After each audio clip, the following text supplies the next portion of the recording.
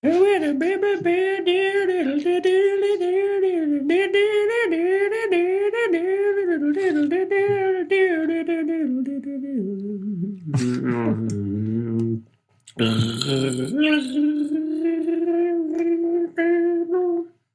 good. I can just put that at the end of the episode. I don't have to go download an MP3.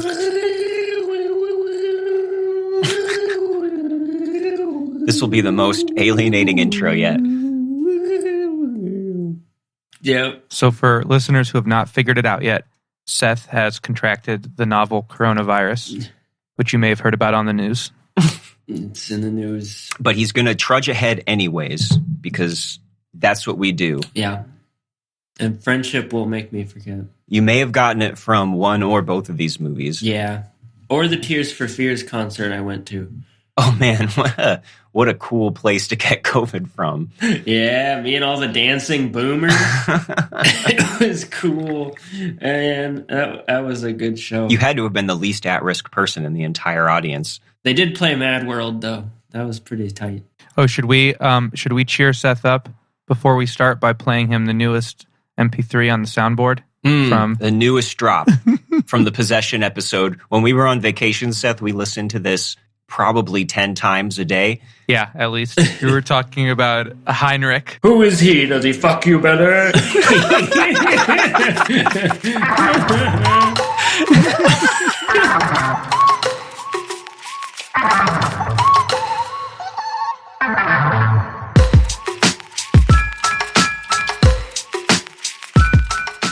Hello and welcome to Unwatchables, the film podcast where we take in your tired, your poor, your huddled masses, the wretched cinematic refuse of your teeming shore.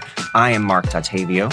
Wow, where did that come from? That was wild. This is also Thank you. The other person, Seth Troyer. And today's episode is all things Rob Zombie, the musician-turned-filmmaker with at least 2 horror movies that have only grown in cult status over the years. Those films are 2005's brutally disgusting horror western, The Devil's Rejects, and the 2009 sequel to his own remake of Halloween, Halloween 2. Barf bags not included.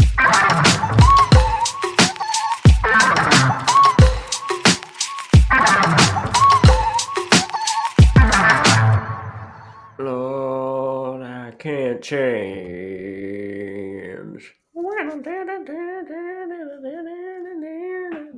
I can't stop doing it. We're going to start with the full 7-minute rendition of Freebird, which is clearly the only reason that Zombie got into filmmaking, was so he could set a scene to the entire song at the end of one of his movies.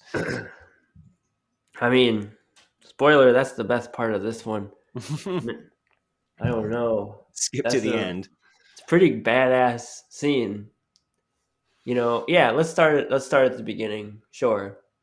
Sure. You know, what? Well, so, yeah, let's talk about Rob Zombie a little bit before we get into this. I think he's tailor-made for this podcast because he's a connoisseur of all things disgusting and blood and sweat and grime soaked. And he wants you to cringe. Yeah, he's very much one of those boys who was probably out there like picking up spiders and throwing them at you. And he was like, "It's not even scary. I don't know why you're scared. I don't know why. I think it's pretty. Why is it's not gross?" Yeah, he's a musician. Isn't he not? Is he from? He's from like Massachusetts or something, which I found really funny. Yeah, I think maybe you have to be Midwestern to have this kind of obsession with these things. I guess, but I figure you have to be like he's always like acting like he's from the hard South or something, or from an evil part of California. But I just found it funny that it's Massachusetts. Yeah. I think the really messed up people are the ones who come from Massachusetts and then end up in one of those places in the South, and they're obsessed with it. Weird. Yeah. But yeah, he was, and we've talked about some horror movies so far on this podcast, but they've mainly been the really like art house pretentious kind, like Possession or Antichrist. I think that these are our first just dyed in the wool horror movies, just hack 'em up slashers I don't that know why it took us so general long. audiences would go see. Yeah. And I think this is a good place to start because Rob Hmm. Zombie, he started with the band White Zombie and went solo after that, was a musician, still is a musician.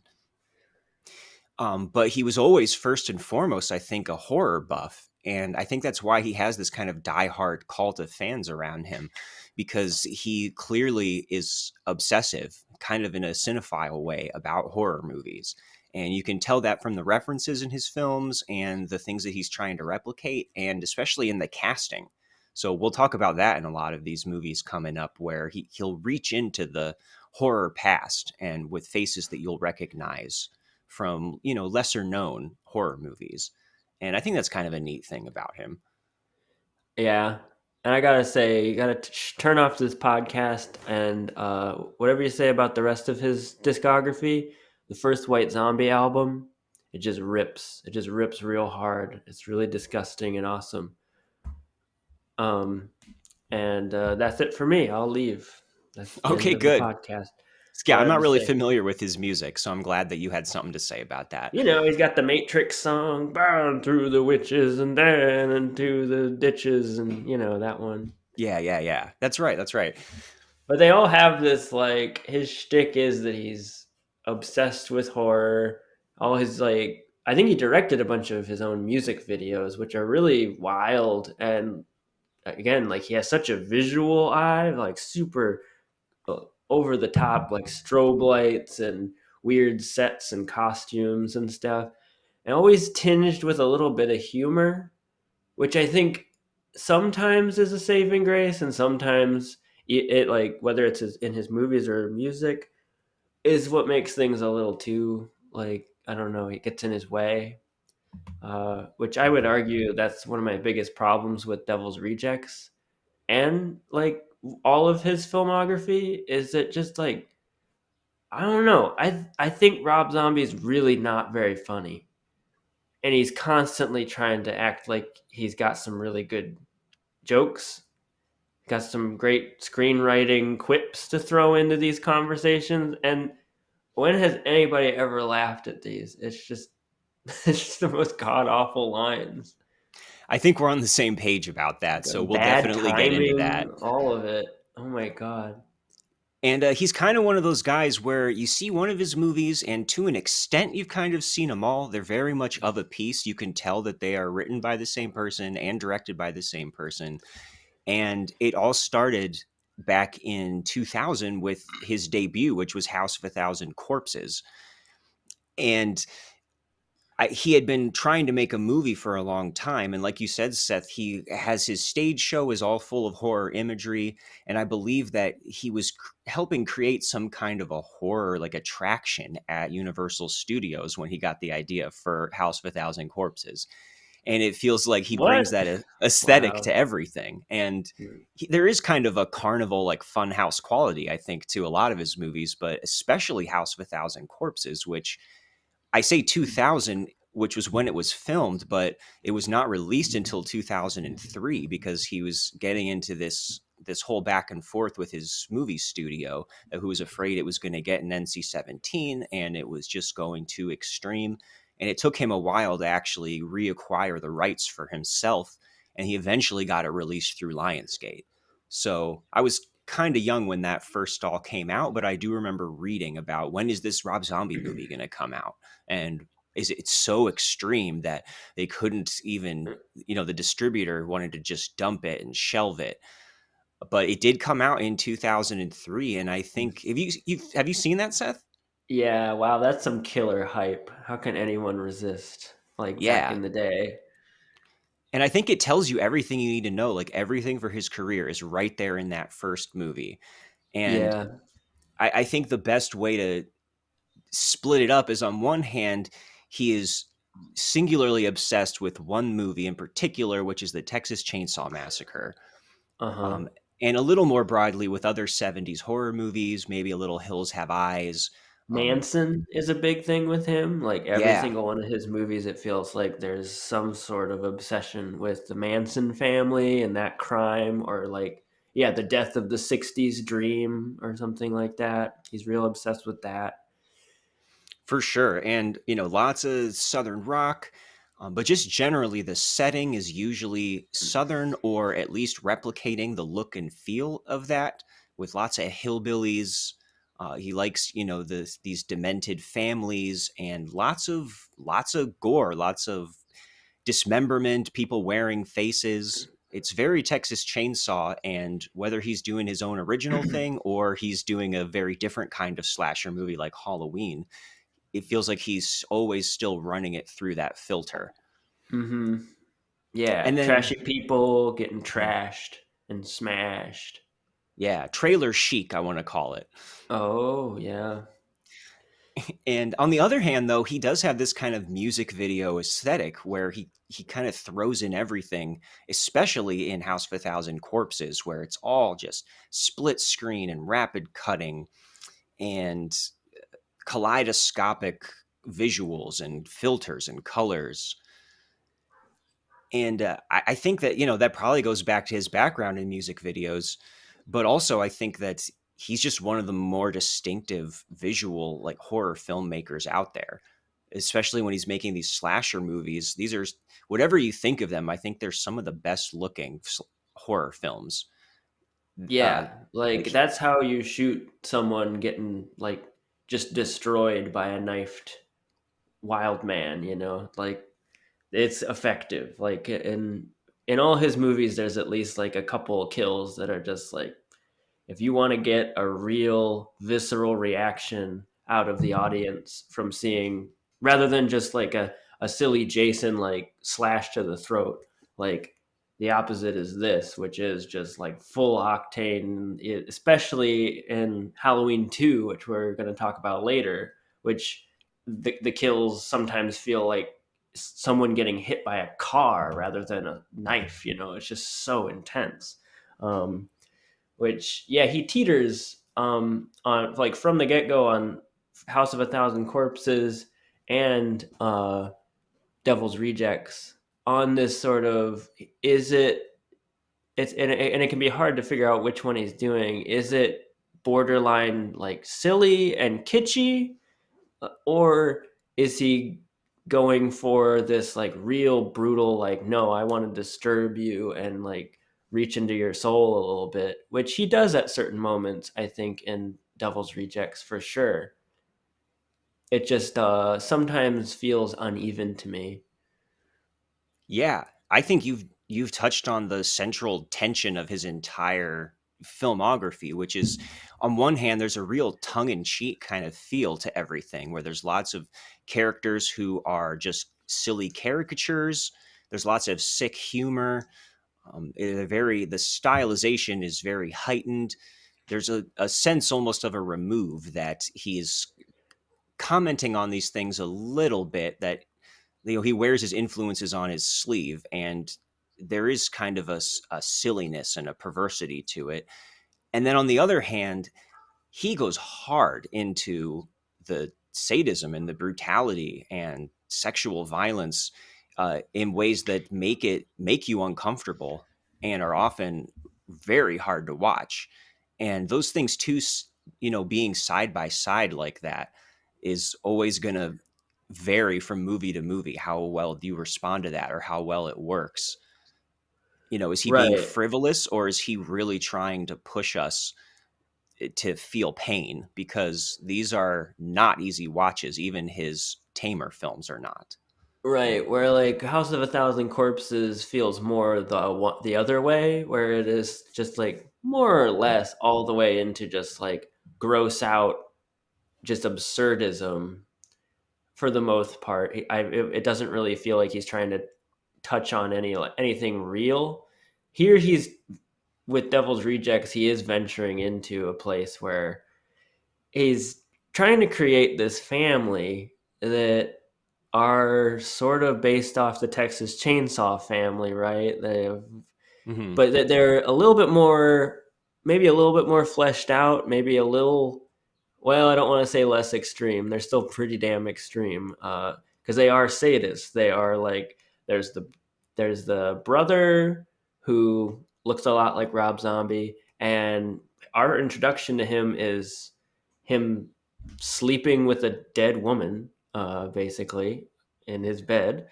And then there's Sherry Moon, who is Rob Zombie's wife, who is in all his movies and is always like a big part of the movie, and always getting naked and getting crazy in the movies. And yeah, she's like also like this crazy sadist. There's the big tall brother also, who this movie was dedicated to. Yeah, Tiny. Tiny, yeah, who is like the leather face of this family and is actually like over 7 feet tall in real life. And then there's Grandpa or Daddy, who's the clown. What's his name? I forget. Captain Spaulding. Captain Spaulding. But they're all like, he's trying to make them like, I'm trying to get you to get your guard down to like them, kind of. Like the movie feels very much, and that's part of the twisted nature of the movie. It feels very much that it is trying to, it's like being made by someone who is cheering on the killers rather than the authorities or anyone, like the victims are trying to like save anyone. It's all about like kind of seeing these people as like kind of the cruel people in the movie, even though they're all like horrible murderous rapists, and it's a lot to handle. Hey guys, I'm gonna pause real quick because my front door just opened on its own and I can hear like stuff outside. I'm just gonna go shut it real quick. This is where people die, Mark. This is what happens in slasher movies. If I'm not back in 2 hours, call the cops. Okay. But don't jump the gun until then. Mark, don't open your shower curtain. Do not start saying, hey, this isn't funny. Hey, come on, come out. This isn't funny anymore. If you start saying that, I'm going to freak out.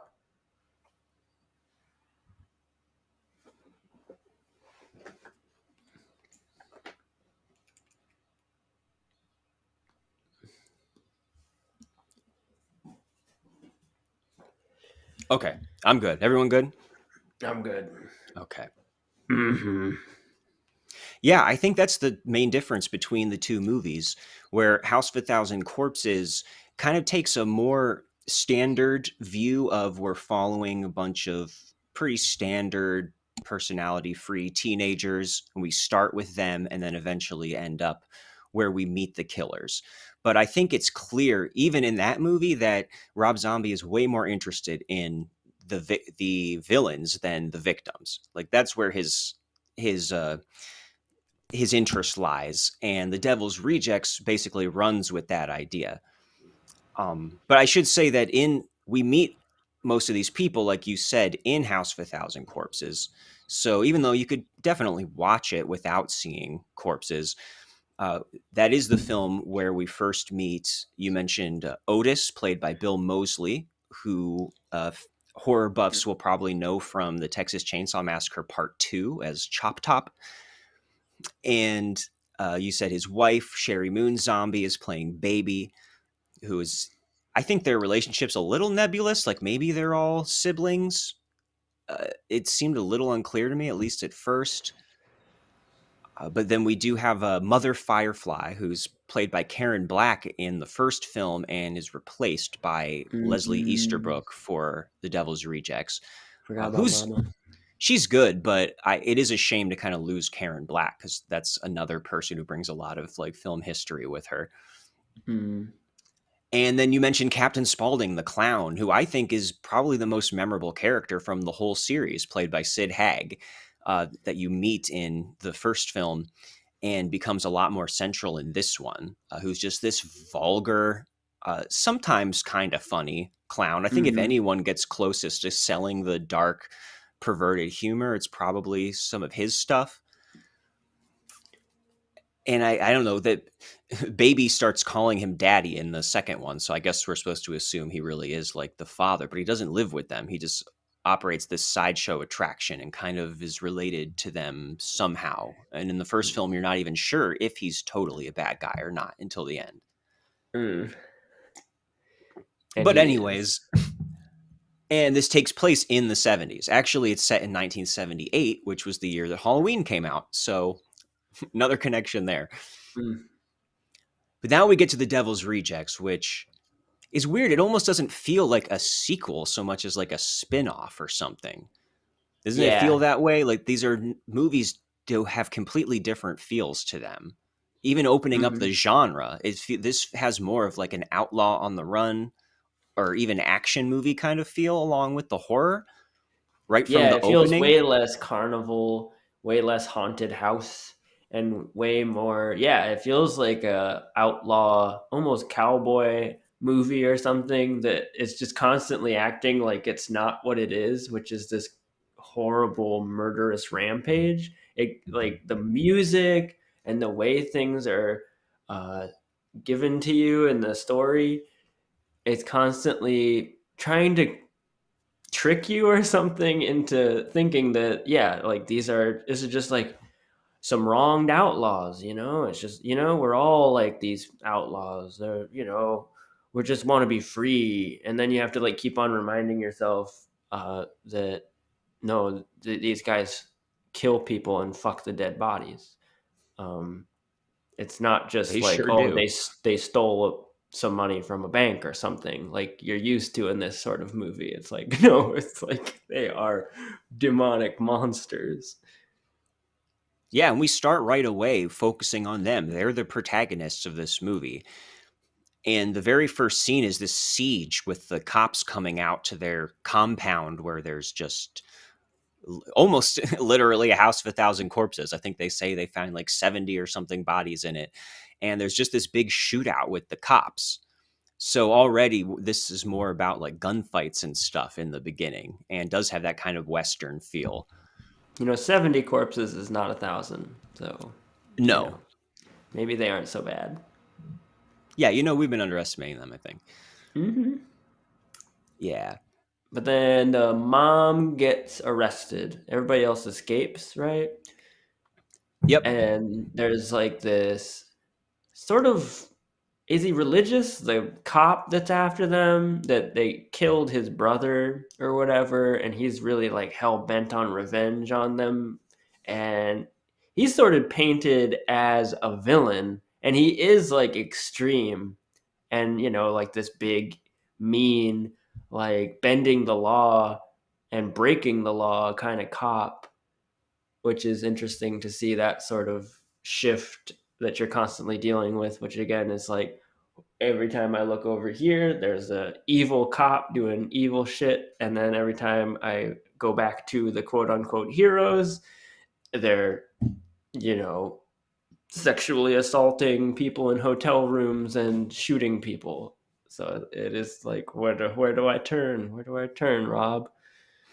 Yeah, I think that's the main thing to figure out with this movie. Because with this sheriff character, who's played by William Forsythe, another guy who goes way back with all kinds of villain roles, the main arc is him trying to get revenge and kill everyone in this family because they killed his brother in the previous film. And he's made to be just as hard-assed and sadistic and anything goes as them, really.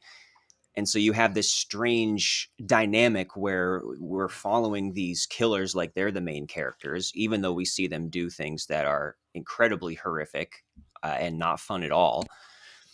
And on the same side, then we have this sheriff who I think Zombie is trying to challenge us to figure out who to identify with, or kind of giving us the whole, is this guy any better than them because of his tactics and his drive and his vengeance?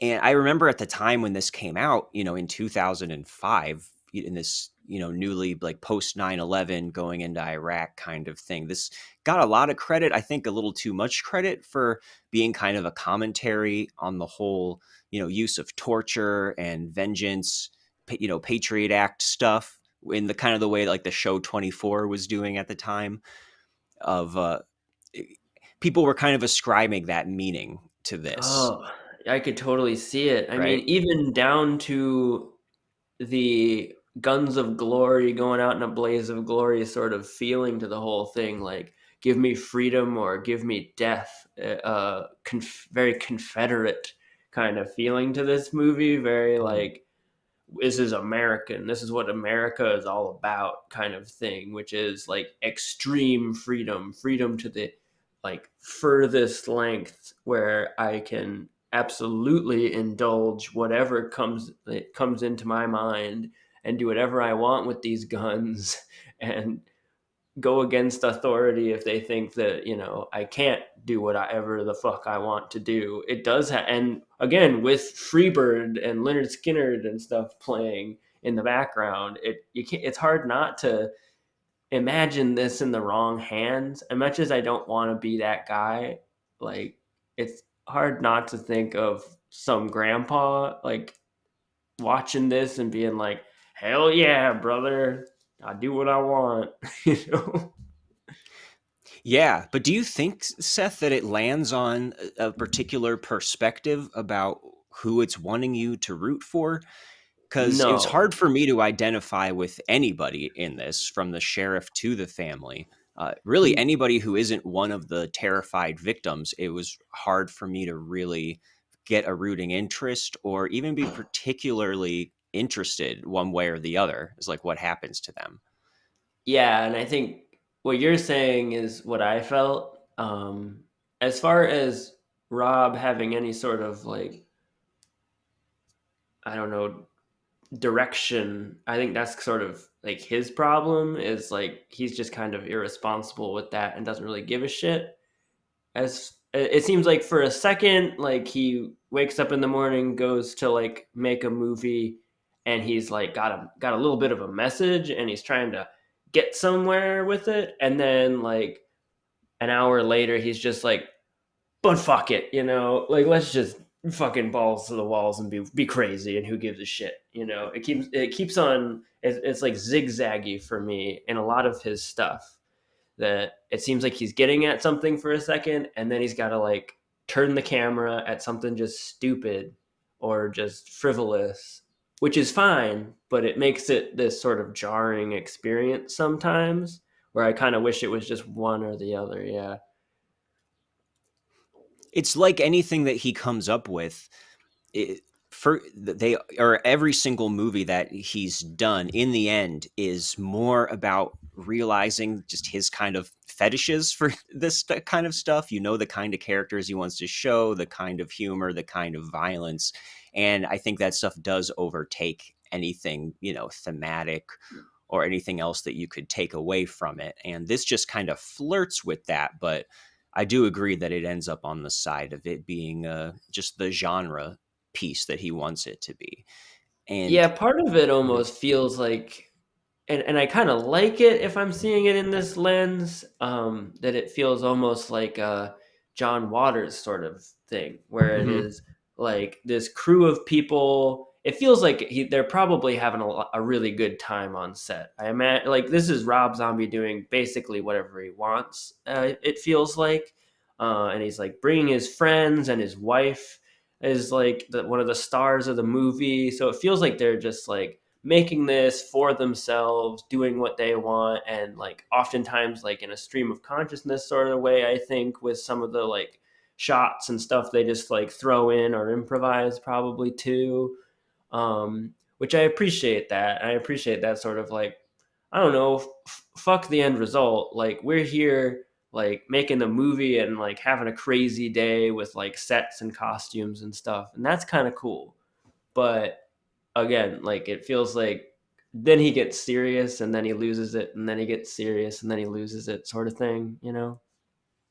Yeah, and that's why I think the first half of this movie is the most interesting, or at least the most queasily compelling, because you're constantly walking that tightrope, and you always get the sense that this is a deliberate like exploitation film, grindhouse movie that's leaning into that stuff. And there, you know, there's the potential for some kind of subversive idea with that experience. And that's, I mean, let's talk about what actually happens in the movie. So after they take off on the run, They eventually team up with Captain Spaulding. It's basically just Otis and Baby and then Captain Spaulding together. But I think the centerpiece of the film is them ending up at this motel where there's basically two couples who are part of a touring band, Banjo and Sullivan, and they take them hostage and torture and eventually kill all of them. And it takes up a lot of screen time. I think it's the most disturbing and upsetting part of the movie. And that's where we have to grapple with, okay, so far from what we've seen in this movie, we're pretty much on the side of these outlaws in an anti-hero kind of way. But when they take these people hostage, it's really no holds barred. And one of the actors is Brian Posehn from the stand-up comic from the Sarah Silverman program, which really took me out of it. I couldn't help it. And he's like not doing a great job. I'm just like, what is this? Yeah, not to be disrespectful or anything, but you really think that Rob Zombie was just trying to cast like weird looking people, and that's the main reason that he was there. But he gets executed pretty quickly, and that just leaves these two couples. And one of them, the older woman from the older couple, is Priscilla Barnes, who comes from, I don't know, anyone who knows like 70s TV shows or Three's Company. I believe she was the one who replaced Suzanne Somers on Three's Company, and she was like the ditzy blonde on that show for a while and kind of a sex symbol. And here she is just going through torment in this. And, they're held hostage, and there's a scene where Bill Moseley makes her come up and like take off all of her clothes, and he basically sexually assaults her in front of her husband. And there's nothing fun there, right? No. It is such a rough scene. I will unwatch this scene absolutely, and I skimmed it for sure. I don't know. I had a hard time with the first part of this movie, honestly.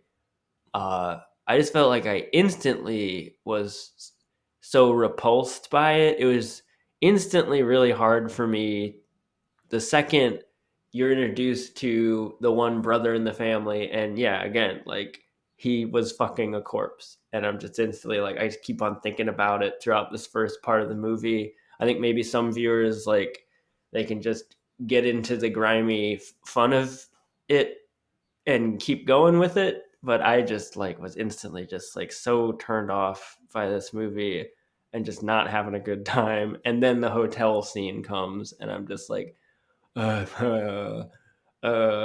just all the like, also like, they're not well crafted scenes either. A lot of these, they're not like very original, the way they're like doing these power dynamic things and the criminals making the victims do things and whatnot. They're not like, whoa, never thought about that, like never thought about that kind of power dynamic or something. There's not a lot to be gained from a lot of it. It is just sort of rough for the sake of being rough.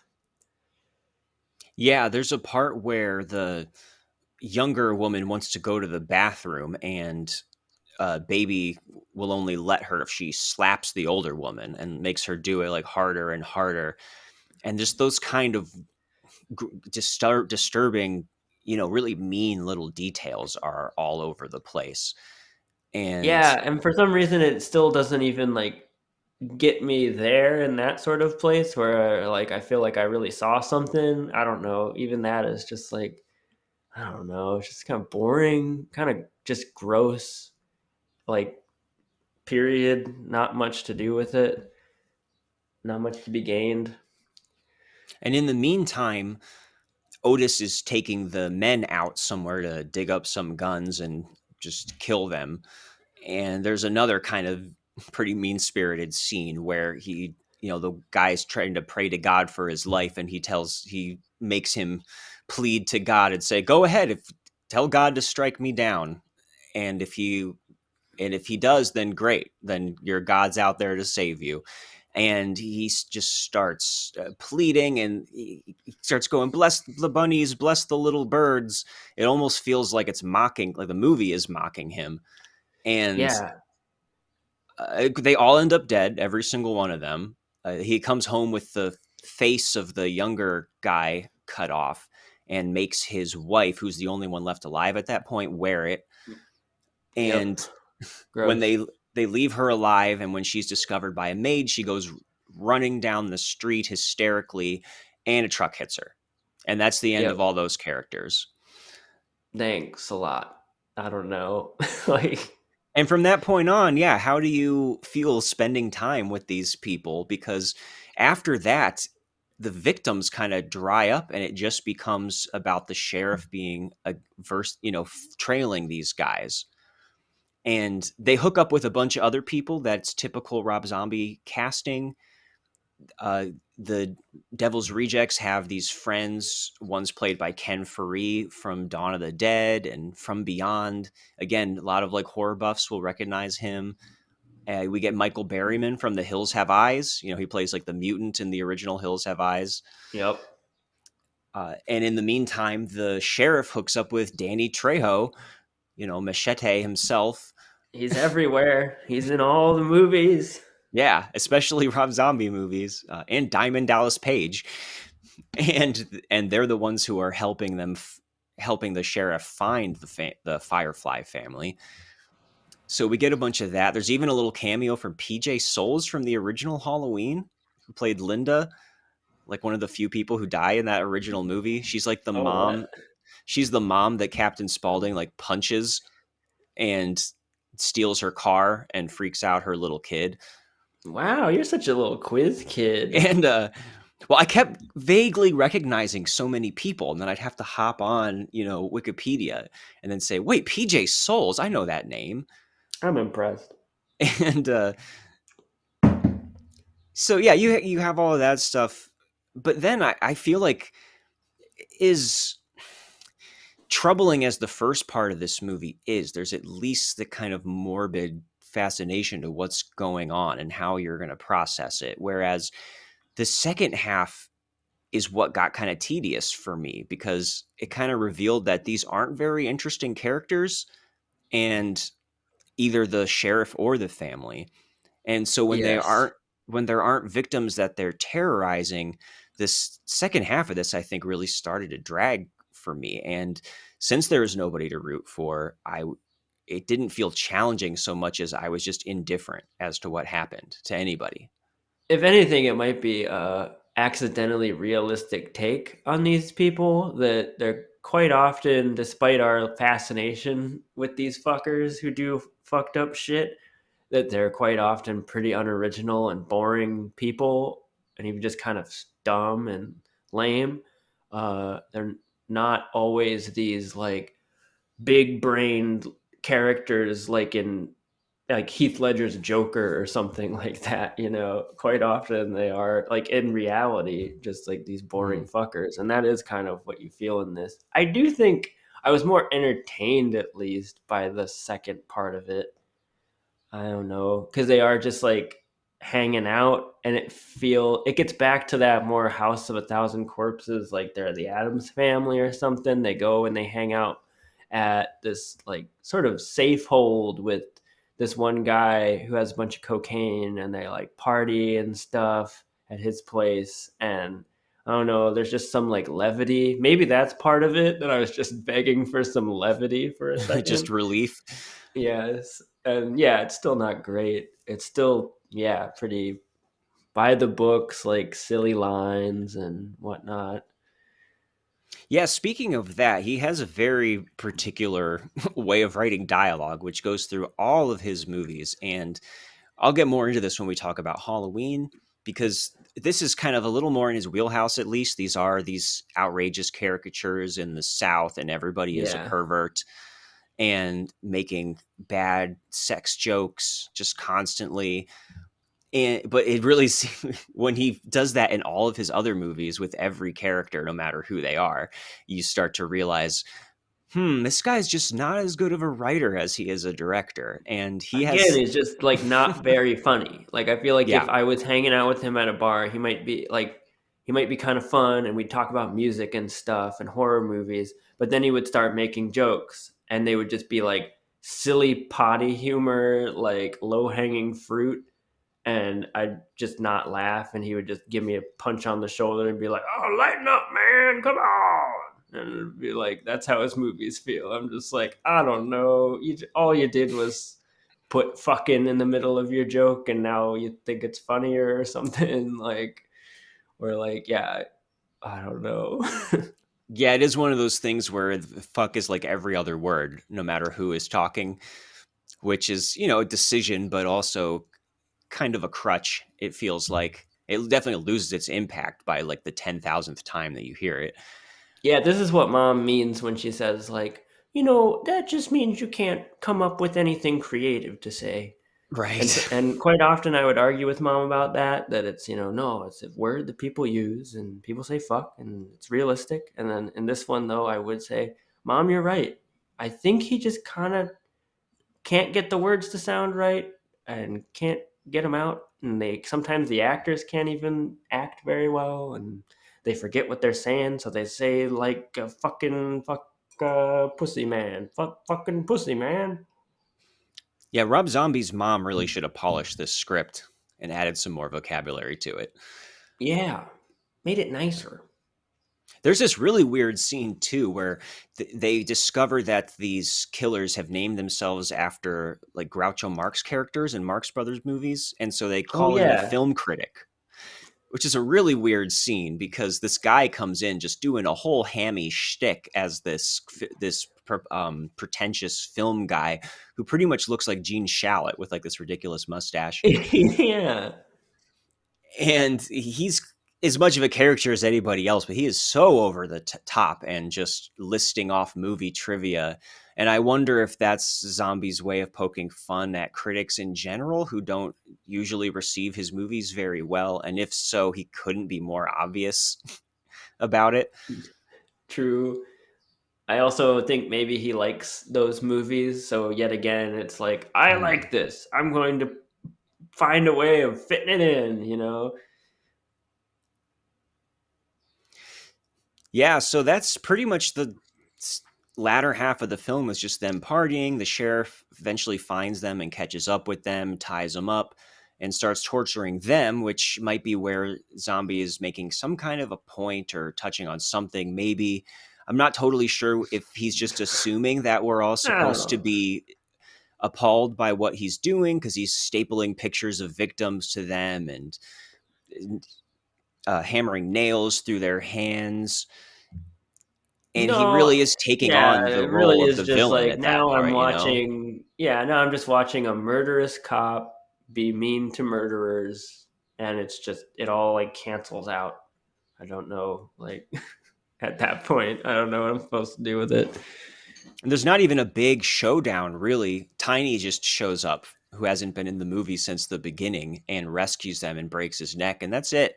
Like, he wasn't really going Yeah, anywhere more with it than which I that, wanted and more they escape. Tiny in this movie, Yeah. and I'm sort of gifted that in Halloween too, since Michael Myers is like a huge behemoth person in it and he's like super powerful, but I feel like Tiny could have gotten like his Michael Myers moment where he just tears through a wall or something, like a crazy monster.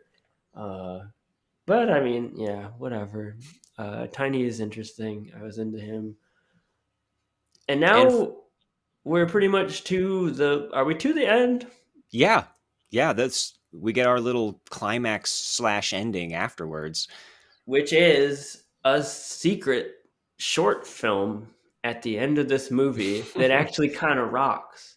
Like for me, I was like I really wish I could have just taken this away from the movie and just had it on my own. And I think it's so awesome. It's just Freebird playing and three stupid outlaws with guns in their car and there's cops down the road, and if you could divorce it from the context it would just be kind of badass, because they're like bleeding and they're like, you know what, here we go, and it's like really takes its time with its images and stuff, and it's like, again, going back to what Rob Zombie does quite often best, which is just music and imagery, and he's you like doing this slow motion, getting the guns ready to Freebird, and they're revving the engine, and they burst through they're going for the cops, and they're getting blasted and hammered by the cops, and they're shooting right back to the end, and it's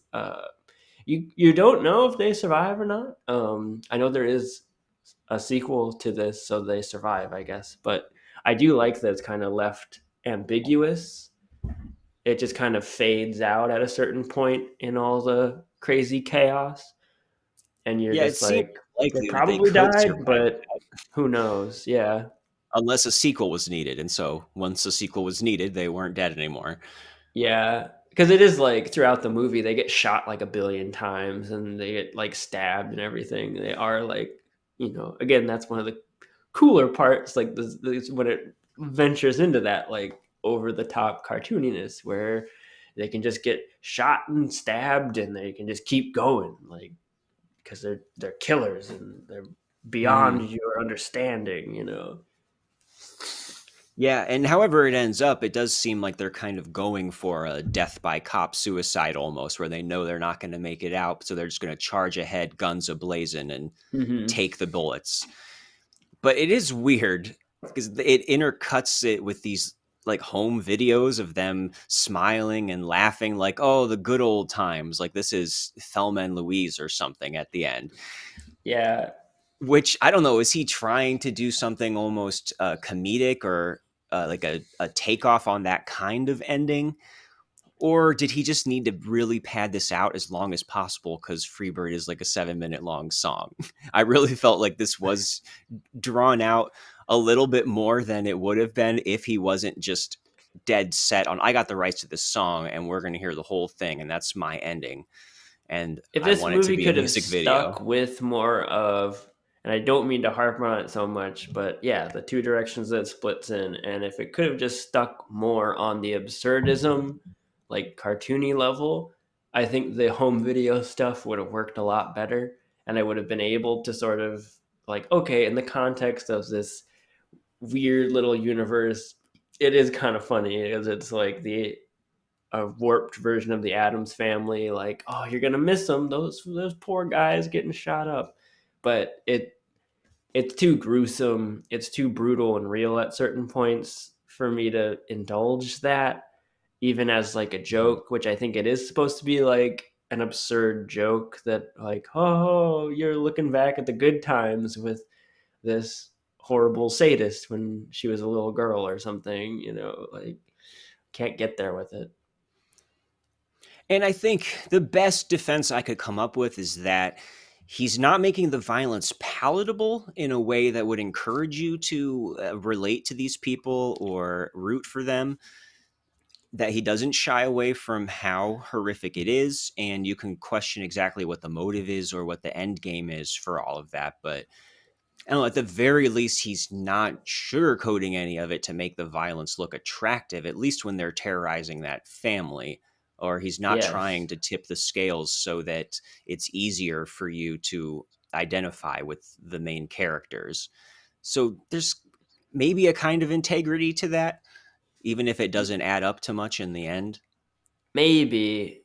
My problem with him is he's also, I don't know, it's like a weird, irresponsible sort of defeatist sort of place that he falls into sometimes, which is this sort of like he's getting off on his base fantasies and obsessions maybe too much, maybe like in a sort of lame edgy kid way where he's like, see, you're enjoying this a little, aren't you? Like, which Hmm. I mean, even in something like Funny Games, like Michael Haneke's Funny Games, I think is sort of a little juvenile in my opinion, which is just that sort of like low hanging fruit of like, yes, okay, there's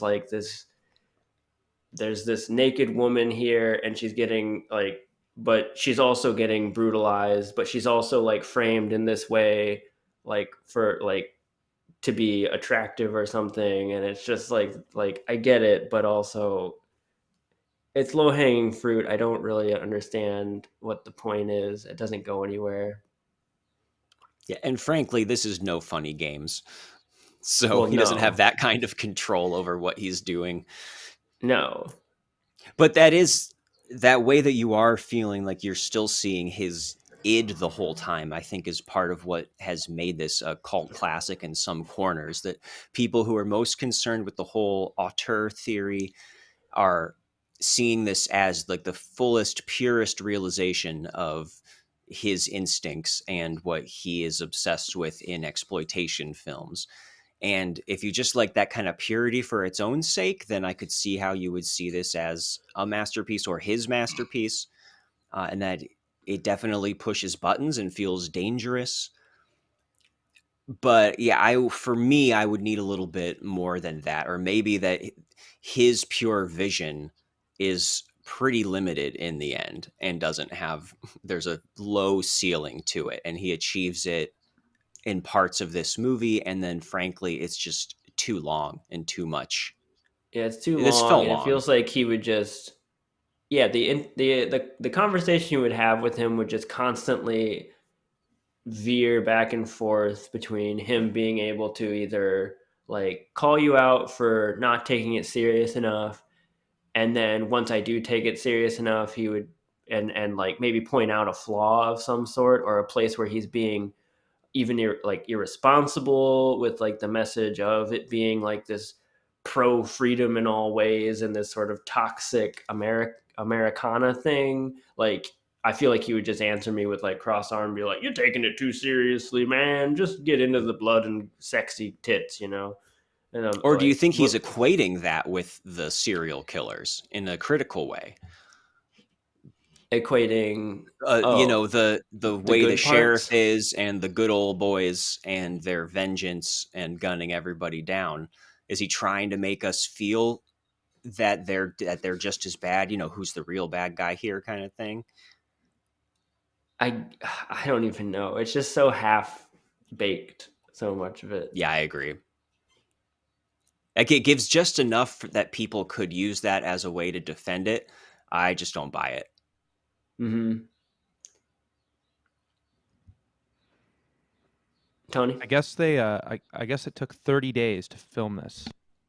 And I read that Rob Zombie originally had this idea where they were going to do the whole movie using only special effects that would have been available in the 70s, but it like would have taken them way too long to do it. They didn't have time. So in the end, there's Hmm. a lot of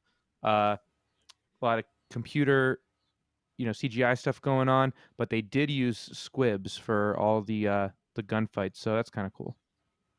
See, that could have been interesting because it could have made it more stylized and made it more like a natural born killers kind of feel, which I think that's kind of what this is lacking if I would compare. Yeah. It's not a movie that looks like there's a lot of CGI. I'm imagining that it was probably one of those subtle things that, helped it just look a little more like a knife was going in deep or bullets were flying. I think it still feels pretty practical as far as the effects go, or as Yeah. close as you're going to get these days to something like that. Yeah, I guess I was just imagining like blatantly like bad looking 70s stuff, but for the sake of Mm. being like kitschy, like they're driving in a car and the background is clearly like a movie screen, stuff like that could Like have been Tarantino made it. kind of interesting. Yeah, I guess so. More interesting than what happened. It's almost like he's a lower rent, Tarantino, Robert Rodriguez. Like Yes. he actually did direct a trailer that's one of the fake trailers in Grindhouse, which if you, I Hmm. guess you can find them on like YouTube now. But when I saw it in the theater and it was actually the two movies together, they were joined by all these fake trailers, and that was right up his alley. And Yes.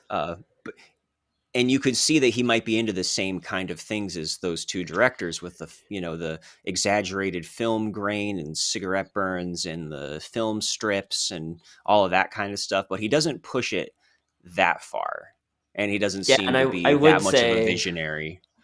yeah, similarly, Tarantino is also someone that I would compare to him in the way that like Tarantino is like a much better filmmaker, but And I writer. think when they stumble, it is sort of because of their obsessive influences, which is sort of this hard thing to wrap my head around, because it's also where their stuff comes from and where they're able to stand on these things and get to new places. But quite often, like, sometimes if they're not doing it just right, it does just kind of feel like, have you ever heard of movies? Like, I got these movies that I want to tell you about. I'm going to make a movie about those movies. And I'm just like, I don't care. I will watch those movies instead, you know?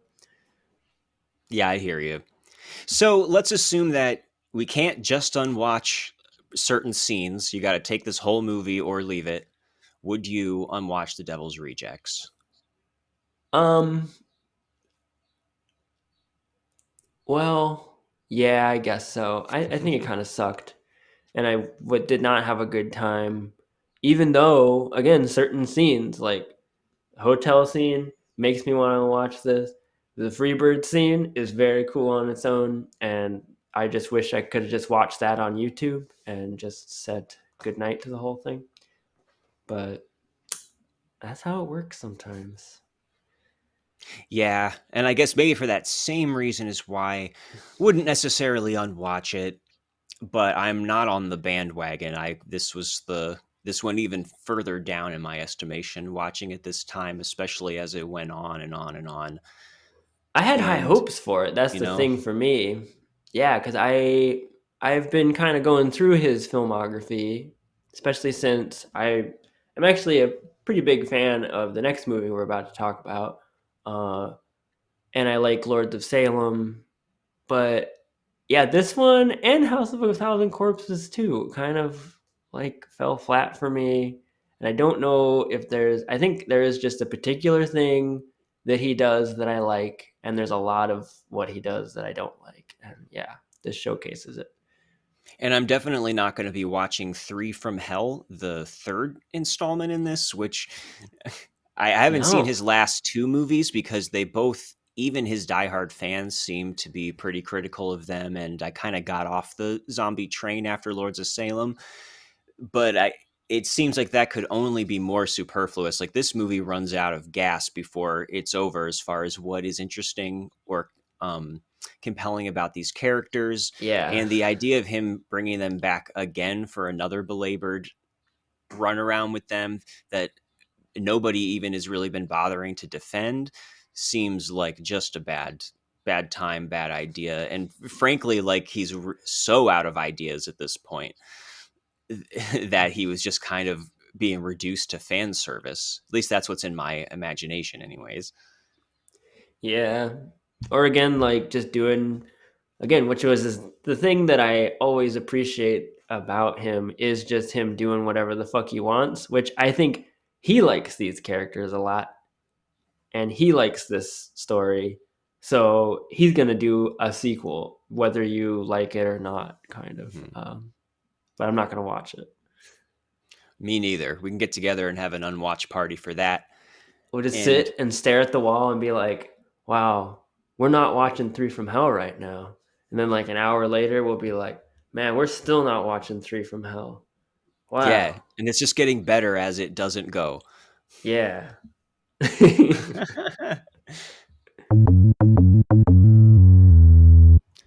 All right, so our next movie is... I don't like that intro. Yeah. Let's take that one back.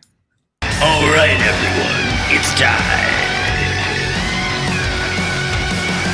So with all of the Rob Zombie stuff we've talked about good? so far, that was great, man. That was great. You take the rest. I got it from here. You can go home now. But I think that the way we've described Rob Zombie so far, and those being his only two movies at the time, makes him kind of an odd choice to reboot a big franchise like Halloween. And I think the results are as odd as you would expect, too. The crazy results. Yeah, and I think that even more so than House of a Thousand Corpses, because, Devil's Rejects is a sequel, and we're about to talk about Halloween 2, which is yet another sequel to a film that he just previously made. But I think we should spend a little more time talking about the original in this case, because unlike The Devil's Rejects, this is very much a sequel and continuation in the spirit of the previous film that he made, and everything is set up. I think it's important that you see the first one before the second one to get an idea of what's going on. Unfortunately, it does help. It does kind of elevate the second one, at least for me. But the first one is, in my opinion, like real rough and pretty bad in a lot of strange ways, different ways. It does Odd not ways. have the appreciation that Devil's Rejects or the sequel have. I think people were pretty hard on it at the time, even though it did make a lot of money, enough to greenlight a sequel. Right. Yeah, I mean, how the first Rob Zombie remake works is it goes down. There's part 1 and there's part 2 to the first Halloween movie that Rob Zombie made, and there's stuff to hate about either one. There's people that really hate the first part and maybe can handle the second part. I'm on the camp that I find the first part at least a little interesting because it does this whole backstory of Michael Myers, which we had never seen before. A lot of people hate that because they want like Michael Myers to be this mystery, this like shadowy, like unknowable creature. And in some ways, I agree. In some ways, there's like some cheap things here where like he's framed as just like sort of like another serial killer. Like he's seen as like a little kid, like killing animals, and that's like a classic like Jeffrey Dahmer thing and whatnot. But in other ways, it is just a weird, like interesting prologue, I guess, that we are seeing the trajectory of Michael start as a little kid, which, yeah, it doesn't go down easy exactly. It basically is just, we still don't really learn a whole lot. Like, Michael is basically evil even when he's a little kid. He's like already like killing animals from the get-go. He lives in this horrible household where mainly because his father or stepfather yes, that's not his dad. Yeah, that's the whole thing. We actually never, I find it interesting, we never actually figure out who the hell his dad actually is. We don't know. They never really say. You're right. That never occurred to me for some reason.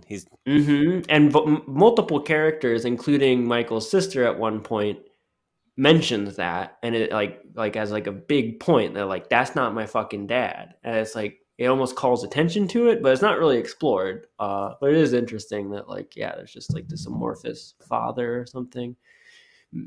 Maybe it's a reverse Jesus thing where, or not reverse Jesus, just regular Jesus, where he's immaculate. He was immaculate. Hey, reverse Jesus, regular Jesus, either way, my favorite sex positions. That's right. Hop into it. And the stepfather is this awful guy, and he's just always talking about beating Michael's mother, who is played by Sherry Moon Zombie, of course, who is a stripper, of course. Mm-hmm. Any excuse to shoot his wife's ass crack every movie he finds. And we get to see it. Yep. He gets to film her, stripping and stuff. But yeah, you're instantly like thrown into the scene of this horrible family at the beginning of the movie, and you're like, wow, okay. But yeah, this is not your mother's Michael Myers. Not at all. But again, I would argue that it doesn't really illuminate very much, because basically everything leads up to this moment where Michael, the little kid Michael, who looks a little bit like a long-haired, like chubby Macaulay Culkin, he like reminds me, and a lot of the characters in this like sort of carnival world that's in both of these Halloween movies, like this sort of, I don't know, like trashy, like low-rent suburbs kind of world that I feel like they were like kids on my bus. These were like the kids that like, they were really into corn growing up and stuff, and they were like maybe ready to beat you up at any given moment, and they like always had like weird stitches on their foreheads and stuff. I don't know. It was like this weird they're like really intense kids, and this feels like a weird window into that world for me. Somehow, like it was captured here. But yeah, basically it leads up to just like this little scene where it's Halloween night. Michael isn't taken out on Halloween, and he's just sitting there and he's bored, and he flicks two little pieces of candy corn into the corner, and then he's like, "Well, I'll get the knife out, kill my dad, kill my sister, And her and it boyfriend. just and her boyfriend, And it just sort of goes from there. Like he's evil now. He is just fucking. He was always meant to be this like horrible evil person." And don't forget, earlier that day, he killed his school bully in the woods with a shovel. And I think Spy Kids.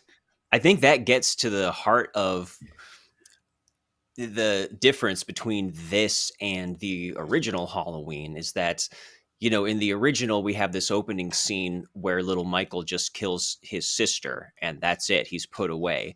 In this one, there's 4 people that he kills, and that's already the whole body count of the original movie is like 3 or 4. And he's just getting started in this opening scene, which again gets to why zombie is a strange choice for this, because it's not like any of the original Halloween sequels or franchise had any better of a grasp on what made the original so great.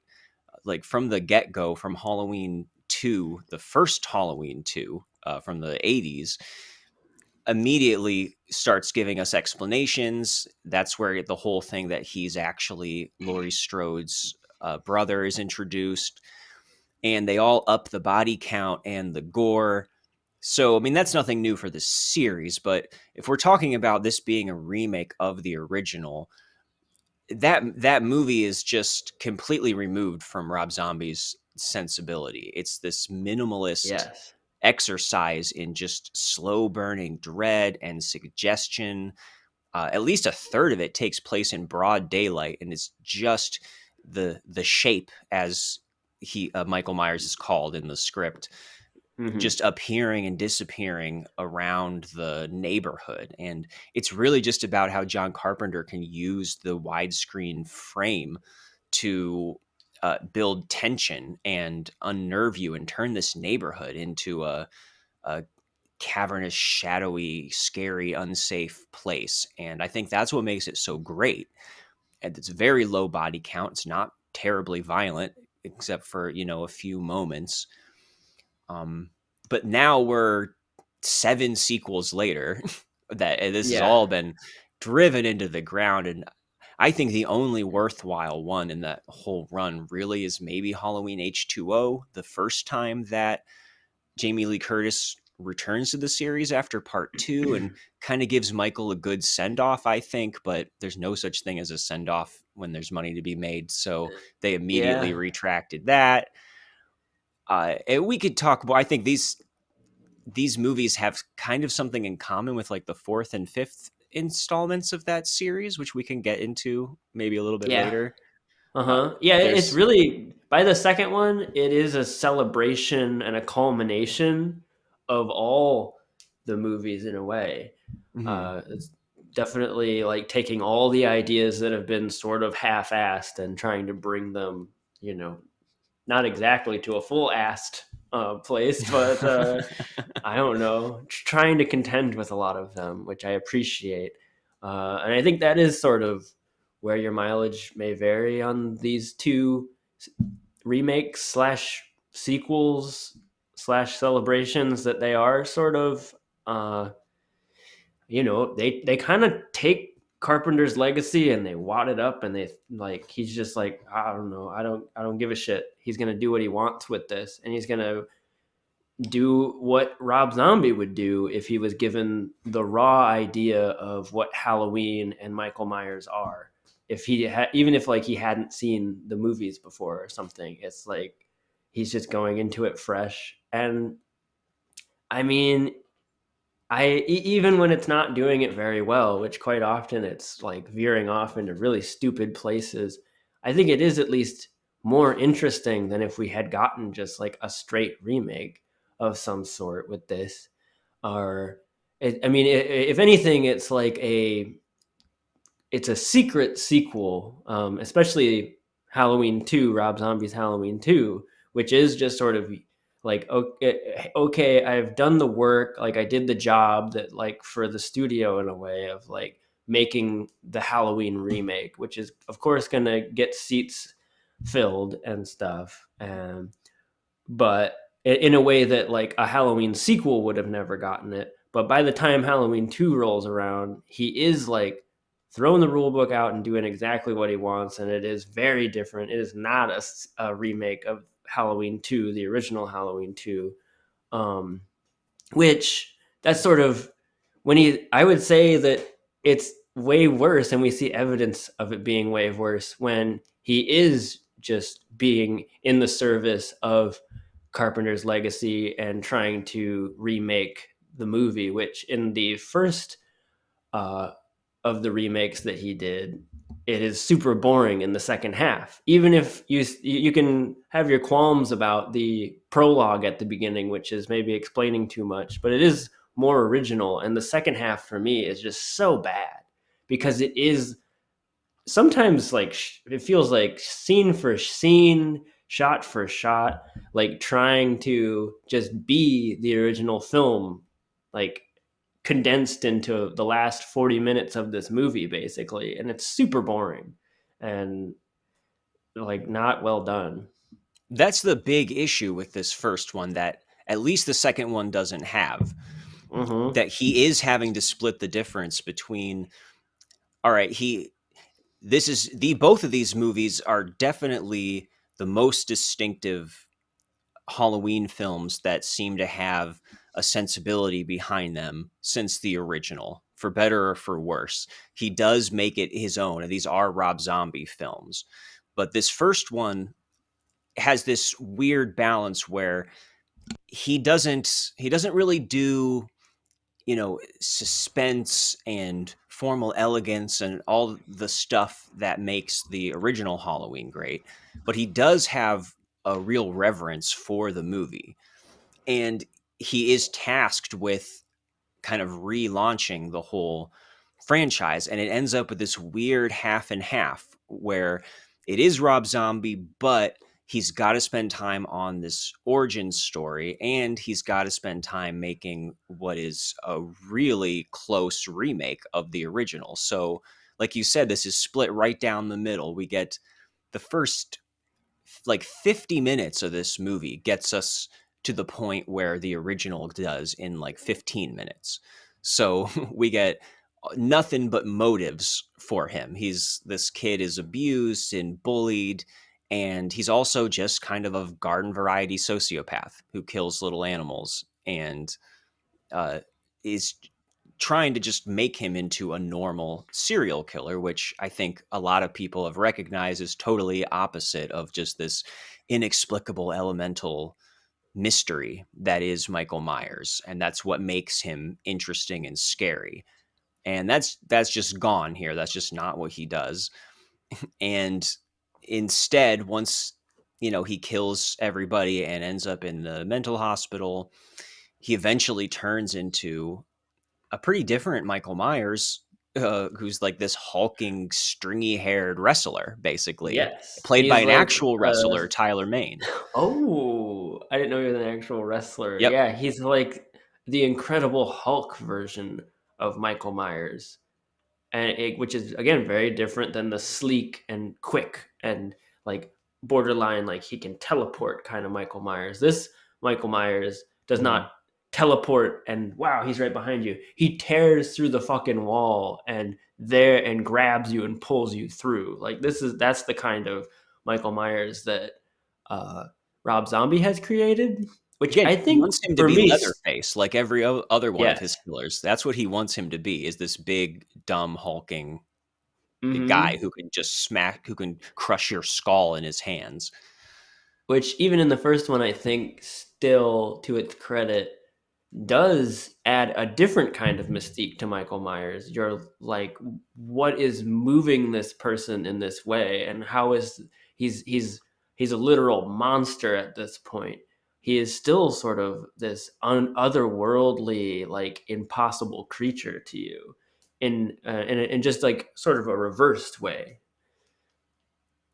Yeah, and then the whole second half of the movie, then, which again, we're almost an hour in, and then all of a sudden we're seeing a really straight ahead remake of Halloween, but it's like we're watching it on 1.5 speed on Netflix. Like it's all just going by very quickly, Yep. and we're just now being introduced to all of these main characters who are victims, including Laurie, Annie, Linda, just like in the original. But they come in so late into the movie and they have so little personality. And Rob Zombie is such a unskilled writer that it's hard to care anything about any of them. Right, like you have 40 minutes to do this, and like this is what you're gonna focus on, like Lori making sex jokes with a bagel. Mm-hmm. Like this is what you're gonna. This is how we're gonna get to know her.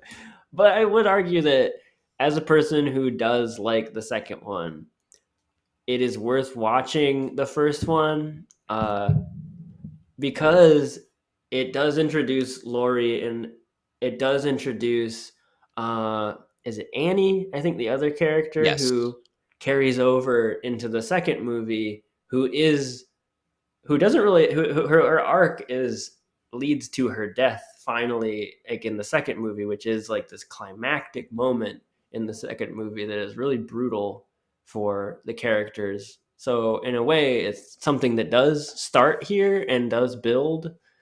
In I think a a lot of clunky things start Rob here. Zombie sort of way. Yeah. Mm-hmm. We get Annie, who's played by Danielle Harris, who plays the little girl in Halloween 4 and 5, which is another callback. What? Yep. Hey, That blew your mind. Kid Marky. Yep. Tony, you're out of a job now. Yeah, we don't need Tony anymore. I'll also just start editing these as we go along.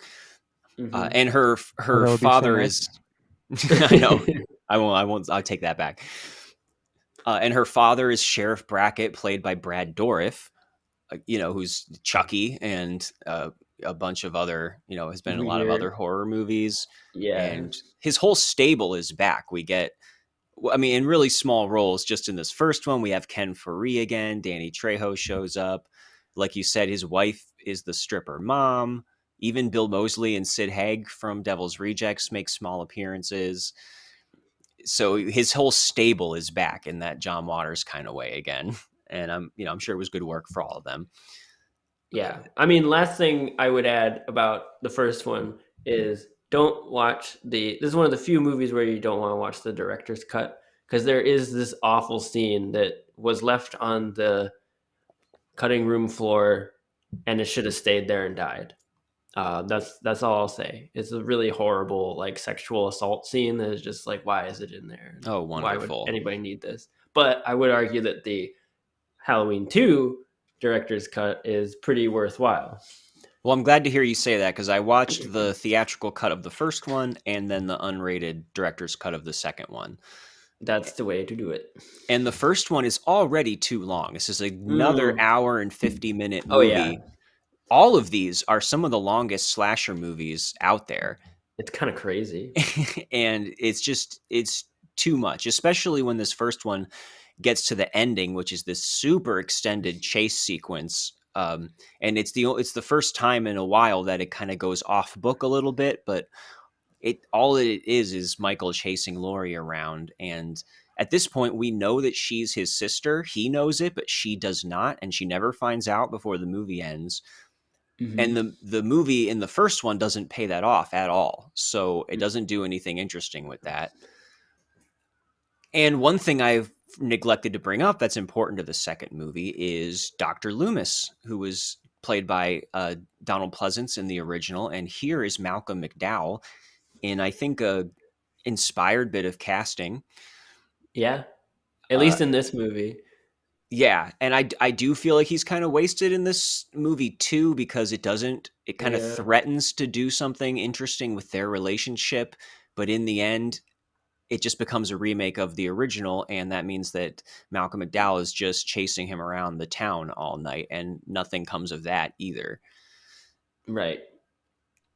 But Ding ding, enter Halloween 2. Yes, the Uh, slate is wiped clean, and where he's it free to go is. full Rob Zombie. He's got the origin story out of the way. He's got the remake out of the way. Now he can do whatever he wants with it. Yes, because nobody really gives a shit about the original Halloween 2 all that much. There really Yeah. isn't a whole lot to Halloween 2. It is just, which funnily enough, he condenses Halloween 2 into the prologue of this movie, where in the first remake, he condenses Halloween 1 into the latter half of the movie, Mm-hmm. which basically, yeah, the prologue of Halloween 2 is picking up immediately after Halloween 1 ends, which is this really intense scene of like Laurie, right after she shoots him in the face. She shot Michael Myers in the face. We saw her shoot him in the face, and now she's wandering down the street just like in a daze, and she's picked up by the policeman, Marky Quiz Kid. Do you remember that guy's name? Sheriff Brackett's Sheriff the Brackett, character right? name, but it's Okay, yeah, Brad Sheriff Dourif. Brackett. Yeah. And he gets her in the police car, and they have this like, this is the beginning of what I think a lot of the movie focuses on, which is these really intense like body horror. Like she's thrust into the hospital, and she's on like a bed and getting like wheeled down the hall, and she's just bloody and broken, and it's really horrifying to watch. She's just screaming the whole time that I'm gonna die, and there's all these like crazy close-ups of them like sewing her up and stuff, and there's like a horrible like little close-up of like her nail getting like pulled off at one point. That was It's nasty. all this emphasis on what happens after, which I think is sort of at the root of Halloween 2. It's very much conscious of something that a lot of horror movies throw out when they get to their sequels, which is this sort of like the final girl made it out, everybody else died, so she's going to be fine or something. And in this one, it's very much like, no, she's like beaten and broken. And also, as we see through the latter part of the movie, she's broken mentally by, like we all would, by a night where all our friends are killed in front of us and we narrowly escape with our lives. Yeah, and you're totally right about the beginning of this movie being kind of a tribute to the original Halloween 2, which takes place almost entirely in a hospital with Laurie there afterwards. And so this seems like it's going to be going in that direction for a while. Right. And just to give context for this whole scene, this ends up being a dream sequence. So Laurie is in the hospital, and at the same time, Michael's being driven out in like the coroner's van, which hits a cow. Then he wakes up, brutally murders the two guys driving the Oh my God. van. So brutal. Very brutal. Like, he gets out of the van. Well, it's like, first of all, the car crash is like really ridiculous. Like they hit this cow and it explodes everywhere. And the one guy is dead on impact. And then the other guy we like linger on him for a full minute, like just like trying to move his jaw and realizing that his jaw is broken. And he's just like, fuck, it hurts so bad. Fuck, it hurts so bad.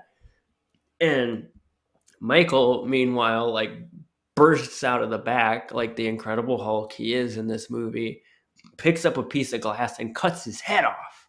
It's so hardcore. Saws it off. Mm-hmm. What? Well, just that when he gets to the hospital, it's suggested he kills every person there because Laurie starts finding these people dead everywhere in increasingly brutal ways. But before that, like when he first gets out of the body van and cuts the guy's head off, he turns and Michael sees his mother, Sherry Moon Zombie, on a white horse. She's in a white dress and she's got white hair and she's on a white horse, and there's like a ridiculous spotlight coming down from the heavens on her. She's just standing in the middle of the road and she's got little Michael, like boy Michael beside her. And that's when that is introduced. Yeah, And that's a whole thread in this movie that I think is one of the more distinctive things about it, is that it is full of this kind of supernatural dream imagery and these fantasies that Michael has, that he's walking around with his mother, which again is a reason for Rob Zombie to once again prominently feature his yep. wife, even though she died in the first movie. But no, we get her here like the whole time walking around with little Michael, who speaks. And there's even some wilder imagery later on where they're like Yeah. at this big feast table with these guys with these grotesque pumpkin heads. Yeah, like they're the Halloween Illuminati or something, and they're like, maybe this is, again, like not explaining anything in like big conspiratorial terms, but there is sort of this like, there's a whole dream world that Michael apparently lives in, that there's like, maybe like there's an idea that there's like a dream logic that Michael is following, which, yeah, I love that scene where he gets out of the body van for the first time, which it is like, I would argue a good example of what Rob Zombie does, and the two pathways that Rob Zombie does, which are these like super brutal, realistic scenes where like the guy is like noticing that his jaw is broken, and Michael cuts his head off in a really horrible, realistic way, and all of a sudden there's a ghost, and like a ghost on a horse telling Michael like, it's time, Michael, blah blah blah blah blah. And for me, it's like going both ways 100%, and they kind of work better that way. I don't know, they don't And always work in this, but yeah. and that's something that you never see in a Halloween movie. So it is bracing to suddenly have all of this eerie imagery that goes throughout the whole movie. And I think that's probably a big part of what people think of when who like this movie. And if there's any kind of cult that's built behind it, part of it is behind that whole element, because it's unusual to see stuff like that in a slasher movie. And Rob Zombie is pretty good at that, because if there's anything he's good at, it's this image making. And Mm-hmm. this is a really good looking atmospheric film with a lot of chilling and beautiful images in it. And I think that's the best thing that I can say about it. And it does start with that stuff in this opening scene, which again, I want to emphasize, this is the director's cut that I watched. I don't think I've ever seen the theatrical cut, but this is the first 25 minutes of the movie that ends with suddenly Laurie waking up and it was all like a nightmare. It's pretty wild, and It's pretty, that's 1/4 of the entire movie is this opening dream sequence. and yeah, Which, because it spends its time, like each kill in this movie like takes time, mhm. in a really brutal way. Like there's no frivolous like Michael just whacks somebody and they fall over. It's like there's a nurse. If there's a nurse to be killed, Michael's going to take his time, and like we're going to linger on her, and it's really rough. It's really rough to witness, and he's just it doesn't matter who it is. There's the guy in the van who like makes small talk about killing corpses, and he brutalizes him. And then there's like a nice lady nurse who we kind of like after some banter, and she gets brutally like fucked up just as Octavia much. Spencer, by the way. People will Right. probably recognize her. Which I only bring up because I think there is a weird kind of twisted logic to slasher films sometimes with that sort of thing, where like there's the good girl so she doesn't get killed, but then there's like the guy who's kind of shitty and like talking about something bad so he gets killed, so it almost like makes us feel okay about it or something. um but in this one, just like every single kill is just like, doesn't matter who it is, it's gonna happen, he's gonna do it, and it's all gonna be just as brutal.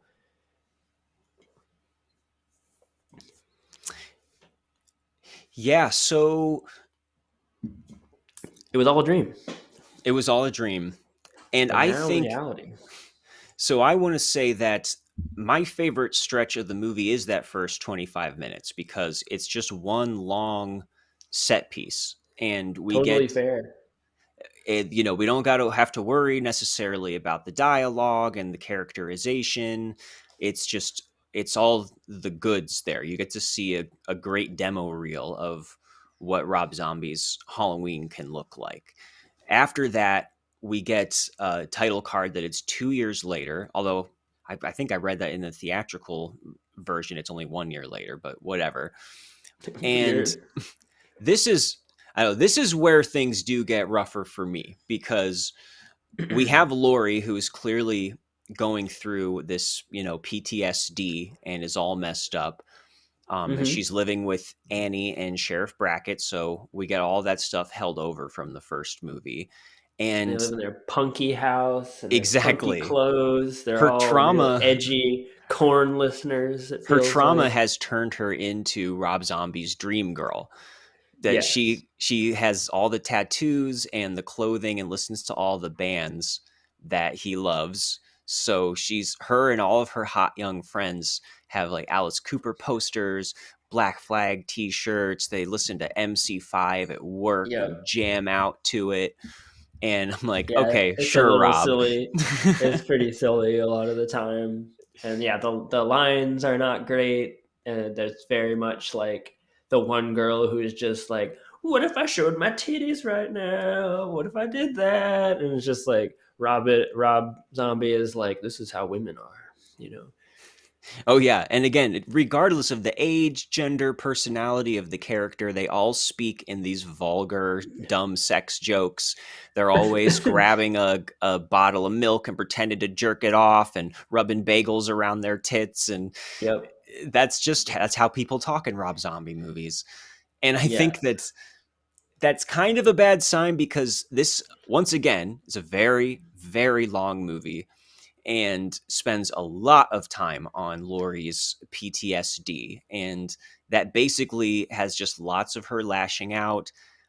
These pretty clunky scenes with a therapist played by Margot Kidder, another great casting coup from the Superman movies and Black Christmas. She was another person I could recognize, and I'm like, who is that? Where did he pull her from? That's right. And it's Margot Kidder. Black Christmas. Yeah. But they that's a lot of it is given over to that. And she's a typical terrible movie therapist who just speaks in platitudes, or kind of written by a guy who's probably never been to therapy. And should go to and therapy. should definitely. Yes. Well, finish your thought. Yeah. Well, but one of the interesting things is they do establish this kind of psychic link between her and Michael, which is something that I believe Halloween 4 and 5 kind of do with Michael's niece, that they have some kind of a psychic link. Yeah. So she starts seeing his visions also. And that gives us a little more of something to hang on to. Yeah. And I would agree. I think a lot of what I hear that people really love about this movie is the PTSD angle. I think a lot of people who have trauma and things like that have really latched onto this movie for that reason. And I think it is clunky. I'm glad it's there. I think it's, again, maybe not executed very well. And maybe I enjoy it more because in the same way that I enjoy a lot of things in this movie, that like my standards are kind of lowered because it is a slasher movie and it is a Rob Zombie movie. So once it does get to like at least trying to do something real or a little different than the average slasher movie, it stands out. And I don't know. Yeah. Beyond that, I can see that, it is kind of, you can poke holes in it for sure. And then the other main thread that we have going on here in, the bulk of the movie before Michael finally arrives back in Haddonfield is Dr. Loomis on his book tour. So he's written this exploitative book that's profiteering off the crimes. And we get lots of scenes of him with his agent. Lots of, it sounds like we're on the same page. This is some pretty weak commentary. Like it's trying to be funny. This is the worst part of the whole movie for me. And I'm like, if you haven't guessed already, I'm a little bit of like a apologist for this movie, which was really hated on release. And it sort of has gained a little bit of a cult following over the years. But I think I just want to skip all the Loomis shit in this because it is just so misguided and silly and just like a teenager wrote it, as far as like it being somehow satirical of true crime writing, or like I don't know, like all his lines are so canned about just being like a prima donna rich guy who is like on a book tour about Michael Myers, and like the people at the press conference are asking him questions and they're instantly on the attack on him. Like everybody has this assumption sort of thing. They're all ready to like jump to the point of like, Loomis, so you caused this to happen, right? Or like, do you feel responsible for these things? And it's like it seems like it's not doing a good job of pointing out what maybe he's trying to satirize, which is the like exploitative, like money grubbing aspect of true crime writing, right? Which is making money and sort of putting a Hollywood spin on something that is very horrible for some people, and you're putting out there in a way that is very disturbing for people who have actually been through that, Yeah, you're right. They're not totally clear about what is so bad about the book in particular and what people are challenging him on. And I think it maybe explains that a little bit later, because eventually Lori picks up the book and somehow that's how she learns that she actually is Michael's sister and was adopted after he killed the rest of his family. So maybe it's Right. that he put that in the book without anyone breaking the news to her, but it seems more like a plot thing. Right, which that's a big moment, yeah, and that's when she finds that out. But no one seems And to be upset about that. I don't think that's what they're upset about. Yeah. Yeah. So it's just not very funny, and it's just very easy targets. Although he does go on to a talk show that Weird Al is another guest on, and it's really strange to see Weird Al. It's so silly. I And would it's love to like know how he ended up in this movie. Why? it's really late in the movie, and it's one of I think Rob is way better in this movie as far as pulling back the silliness, like having to make a joke every like 5 minutes while having these brutal scenes that just like make it really jarring. But like, yeah, after some of the most like brutal like slangs that I've seen in a movie happen, we have this silly Weird Al talk show scene, and it's just really upsetting and stupid. And so I guess his arc is supposed to be that eventually he wants to redeem himself and tries to stop Michael when it becomes clear that he's back. But I don't think this works as a character arc. It doesn't seem to make sense for his character. It's not an interesting place to go with it, and it does not pay off at all in the end, I don't think. Yeah. So then the third thread we have going here is like Michael's big adventure on his way back to Haddonfield. So we spend a lot of time following him, and maybe I missed something, but I'm not clear as to how, like, they don't really give an explanation as far as what happens to him at the end of the first movie. Everyone's just saying to each other, yeah, whatever happened to his body, man? We never did find it. And they're all like, oh, Yep. well. And somehow he ends up super far away and has to walk back and make this journey, which I just don't understand. Like, why is he now coming back? How did he end up back there? And why does he look like Rob Zombie? Because doesn't he has this big mountain man beard, and you actually see his face pretty clearly relatively often in this movie. Yeah. Even Another way that Rob Zombie is just like, I do not give a shit about you, John Carpenter. We're going to see his face. Like, I don't care. This is my movie. Like, he's just like all the like tropes and like keystones of the series that are like a big deal. He's just like very, very flagrantly just like, whatever. There's his face. Yeah. And a lot of the time, even once he has his mask on, he's walking around in like this hoodie. It's very strange. I love this portion of the movie. He's just like a Sasquatch walking around. He's like, at this point, again, I do buy that he is something more than human.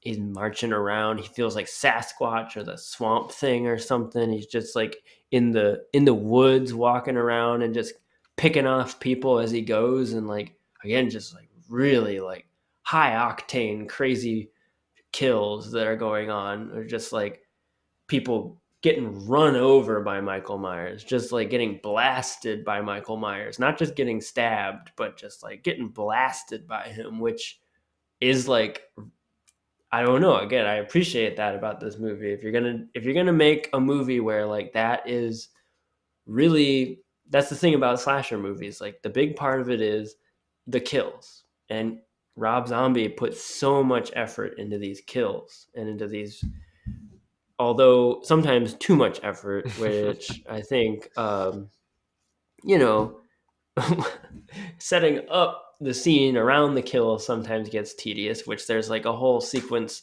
at a strip club. He goes back to his mom's strip club, which maybe has something to do with like his ghost mom like telling him to go there and get revenge because she used to have to like strip there or something. But really it is just like another kill scene where he just like destroys everybody inside, which is cool once he's like destroying people inside and stuff. But the lead up is really long and stupid. Yeah, it is. It does have a couple of the more brutal murders in this, where he literally just stomps on this guy's head until it's mush. Yeah, he's just smashing a stripper's face into a glass wall for like a long time, and just like. So we get that. We get to see him eat a dog pretty graphically. Yeah. Which is intercut with Laurie. That's one of the ET scenes where Laurie's eating pizza, and she's like gagging on it because she feels that she's eating dog or something, because she can't eat meat anymore because of her trauma. It makes her think of this shit in her past, you know. Yeah, and that's basically the three things that we keep intercutting between until Michael finally ends up back at home and, you know, kills some more people. But I mean, he's been killing people the whole time, so it's not necessarily like a giant climax. But there's a silly Halloween party that they go to, which is just like, feels like a Rob Zombie Halloween party, which I mean isn't totally frivolous, because I like what's going on there with Laurie, and that it's her trying to be frivolous. It's her, like, she has said fuck you to her therapist for not giving her medication and stuff like that, and she's just like gonna go to this party and get fucked up and drunk, even though Halloween is like a trigger for her, and it winds up being a bad experience because it is like she's constantly having these flashes of Michael and stuff like that wherever she is, and she can't escape even though she's just trying to have a good time. Which is, yeah, again, like what this is about, kind of. It's just like she can't get over this. She just can't get over it no matter what she does. And yeah, they eventually go back home to Laurie's house. And it's interesting how this kill is done, which with Annie, her friend, who she just got through telling to fuck off, basically, after Annie was like her only like friend, sort of, who was like really like there for her and talking to her through a lot of the stuff in her past and stuff. And they had both been survivors through the first movie together and stuff like that. But Michael finally goes home and finds Annie in the bathroom and just totally destroys her. Like, Laurie, but we don't see it. We don't see it. Yeah, it's interesting. It cuts away, which I was like, oh, this is interesting, because it's not like Zombie not to show us something. And I appreciated that it builds suspense in that way, because you know something horrible happened. He has a vision of his mom basically saying, go ahead, have some fun with her. So we're left to imagine exactly what happens in that bathroom. And of course, when Laurie gets there, we do get a couple very brief flashbacks to some mayhem. But there's just blood on every inch of the bathroom. Maybe even Rob Zombie can understand the fact that sometimes what you don't see is even worse. Which, yeah, there is like it is really rough to like imagine some of this, and like, how did the blood just get everywhere? And like the ceiling has blood on it. And by the end she's naked She's too. So naked. there's like So who knows what they're also suggesting like a there. layer of that where his mom told him to have some fun, so it's like even more disturbing in that way, which I do think is kind of set up in the first one too. There's like a scene with a naked body in that one where he like is carrying it around and stuff, where maybe there's like a sexual angle with Michael and girls, which again is only just touched on. But I would argue that this is kind of, again, a part where people really get into this movie because there's so much emphasis on Annie's death here. And it sort of depends on which. I know there's like an extended part in the director's cut, which isn't in the theatrical cut, where like, Laurie walks in and has like just like a crazy breakdown. There's not just like a like, whoa, you died, I run, and then runs out into the woods to get chased by Michael Myers like in a usual movie. She is like holding her and like having a horrible moment like you would if you found your best friend dying. And it's followed by a scene where her dad walks in on her and it just screaming, and like it lingers on the whole thing, and he's just like really like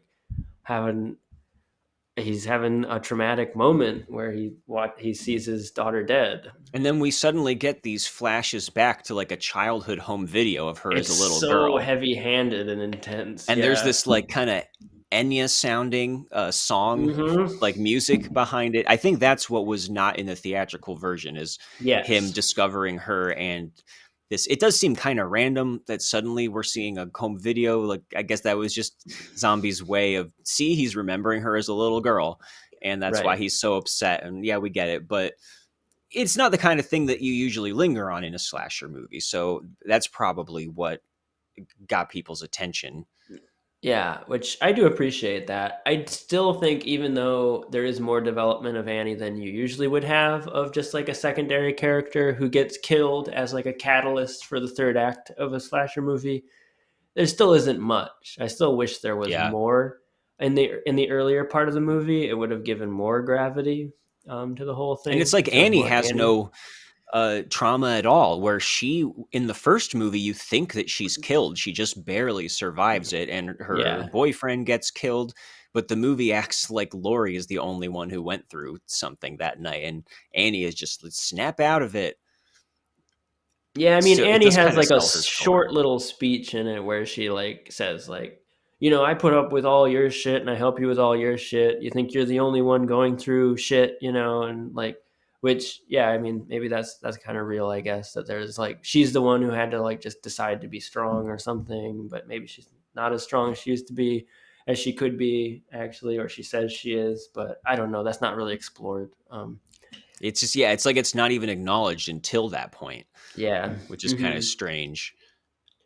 But that brings us to the climax, which basically has Laurie and Michael holed up in this little shack and finally having this confrontation, and Dr. Loomis shows up outside, and there's like a SWAT team with helicopters and snipers all around. So this is our big climax. And I got to say, I was a little disappointed at this point too, because the movie spends so much time on Laurie's journey and trauma, and she kind of just gets reduced again at the end to the final girl running and screaming and trying to just survive. I mean, we do get a thing where she's seeing visions along with him, and she thinks that he's holding her, and Loomis is like, and Loomis is telling her, no one's holding you, get up. But that's kind of as far as it goes. And then Michael attacks him. We do hear him speak. He says Michael is unmasked and looks at Loomis and says, die. Like, so, all right, that was what we had to break his silence for. Yeah. Is for him just to say die. But okay, so, we hear him. And there is a difference between the unrated and the theatrical endings. I did actually watch the theatrical ending on YouTube. I actually like that better. Yeah, I could see that, because I'm trying to remember exactly here, because the theatrical version has Michael stab Loomis to death pretty unambiguously. Yeah. And I want to say then a sniper shoots Michael And emerging from the house then is Laurie wearing his mask. Yes. And before that, yeah, sniper shoots him. He falls on like farm equipment and it's like skewers him. And Laurie That's actually right. gets to stab him, which, Right. yeah, I think is like at least satisfying in a cathartic sort of way. And then she walks out with Michael's mask on, which is pretty cool, at least a cool image.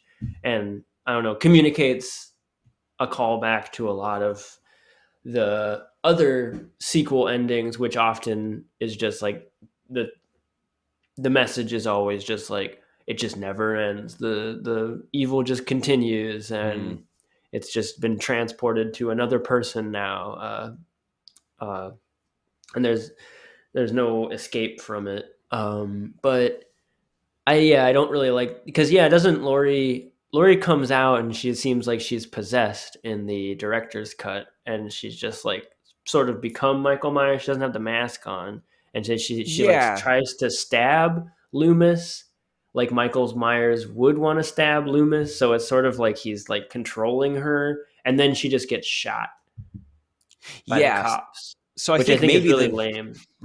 So maybe the main difference is that they both have the same little epilogue, but I think in the unrated version, it's suggesting that maybe this is a dying vision of hers. I mean, maybe she survived getting shot. I don't know. It's not totally clear, but she does. Basically, Loomis is left maybe alive as opposed to the theatrical version, and she's shot going to stab him. See, I think that's just like Rob going to a weird place with like the whole science fiction aspect to the whole thing. But I like the theatrical one where she has the mask on and that's it. And then they cut to her in the asylum, just a generic like ghostly white asylum, and she sees her mom on the horse and she smiles, and like it makes a little it just works better, I think, to communicate what is pretty simple, which is just like, yeah, she's fucking psycho now. She's probably the new Michael Myers. Yeah, literally, it's like the last shot of Psycho where Norman Bates is grinning into the camera.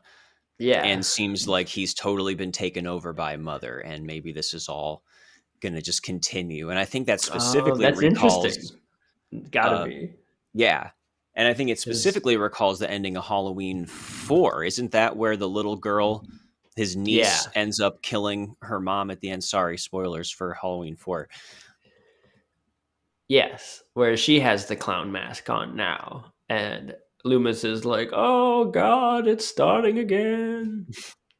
And then part 5 totally just like retrocons that and fuck that and doesn't go with it. But...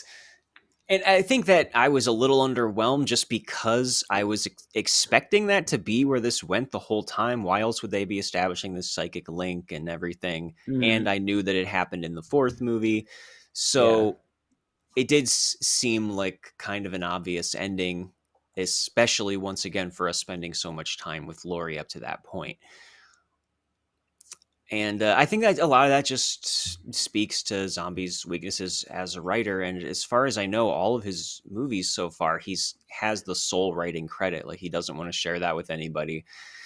And not like one person. You don't know anybody in Hollywood that could just give it a second read. You know, maybe it's a money thing. Like, you know, he makes low budget movies and he wants to be the sole author of them and not have to start splitting, you know, the royalties and credits with other people. Oh, because Rob Zombie is just having so much trouble with money, you know? Right. Well, and actually, this is a really interesting thing. Do you know what his next project is that's currently being filmed? No. It is a PG-rated The Munsters movie. Oh, I heard about this. I'm so excited. And he is writing it. So I'm interested to see him go maybe outside of his comfort zone somehow and to see what that's going to look like. Now that I think about it, yeah, it's just going to be the writing of... it's not going to be balanced out by like cathartic kills and like high octane, brutal whatnot. Like, I don't know what it'll be. Like, it might just be like him not being funny. Yeah. It definitely could be. And you'll never guess that his wife is in one of the starring roles. Yeah, which I gotta go back again and say Rob Zombie is not funny. That's just really the thesis of this podcast. But he tries. He really thinks he's funny. He really thinks he's a really funny guy. Yeah. And so, yeah, that's where it leaves us. And I think that's probably, I see the kind of twin poles here of this being an unusually brutal and very Rob Zombie type movie, and the hallucinatory imagery being what draws people to this. Yeah, it's just such an oddity. And again, it depends on who you are. I would compare it to I would compare it to like The Last Jedi or something like that, in the way that it's the one that is like gonna just throw a lot of people in one way or the other as far as like what to do with the franchise is concerned. But there's always going to be some people that are just more interested in like Yoda being like, let's just burn the old Jedi books. Fuck all that stuff. It's all new now. Which that's how this one feels a lot of the time. It is just, for better or worse, he's not stealthy. He's not a shadow anymore. He's going to burst through the walls, and it's going to be a lot of corpses in his wake, not just 4. And to take that analogy further, you could call these new David Gordon Green Halloween films like The Rise of Skywalker, if this is The Last Jedi. Oh my God. Because Yeah. I do want to trash talk those a little, because I really think those are awful, Let's trash talk. lazy, half-assed movies. I'm talking about, I guess they just called it Halloween, and then Halloween Kills, which was even worse. I don't even know why I watched it. I hated these movies. They're constantly trying to be funny and are never funny. They're half-assed, they're lazy, they're full of insulting fan service. The last one is barely even a movie. It's just a bridge to get to the next one that we know is coming. I hate them. Super boring. And these movies, the Rob Zombie versions, are they only look better in hindsight because of that. Because there's no vision with these new ones. They don't work on any level. They also don't understand what is appealing about the original, yet they find nothing new to bring to it. Oh, neither. Yeah. And I really, those are after watching unwatchable. Halloween Kills, I immediately wanted to put on Halloween 2. And I did. And that might be why it sometimes, like, and later in more recent years has gained a higher status with me, is that like I really love Michael Myers and I love this franchise. I love all the sequels in their own way. This is the only one that does something that feels like it's the next step in some sort of way. And I appreciate that. And there is something so boring about those Gordon Green movies that are just, they don't know what to do with him.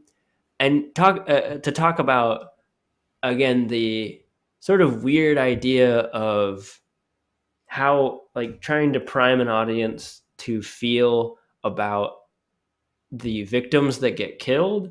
It's kind of an interesting thing to see, the like Rob Zombies versus those ones, which the Gordon Green ones have this weird logic about the kills where they develop them as like likable, like even the really like throwaway characters that are just going to get killed really fast. They're there to get laughs out of the audience and be relatable.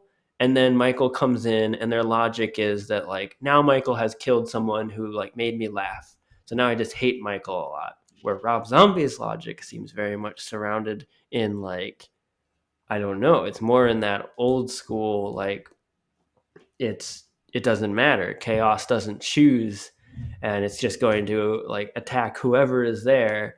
And it definitely puts you more in like a place of it being like this weird thing that Rob Zombie does, which is like almost like not identifying with the killer, but like being caught up in the chaotic energy of it all and stuff like that, which I feel like does not happen with those Gordon Green ones. It's just not exciting at all. Like I would say that like the Halloween Rob Zombies are similar to like Godzilla or something, where like part of like you're horrified by what you're seeing, but also like he's just like this monster, like, and there's something like crazy about getting caught up in his energy and stuff, which is exciting about like a slasher being at the center of a movie. And I like how they feel self-contained. I'm glad that this didn't go any further. It seems like it did kind of back itself into a corner. Like he really has nowhere else to go with his vision for the Halloween films. And it was good that it wasn't run further into the ground. Yeah. They did want to do a Halloween 3. I think it was going to be 3D or something. And Rob Zombie just declined, and then they went into a different direction. Yeah, that would have been rough. Yeah, so to the extent that I appreciate these movies, it is in large part in opposition to the worse Halloween sequels. But I do definitely appreciate them on a certain level, and the second one more than the first one.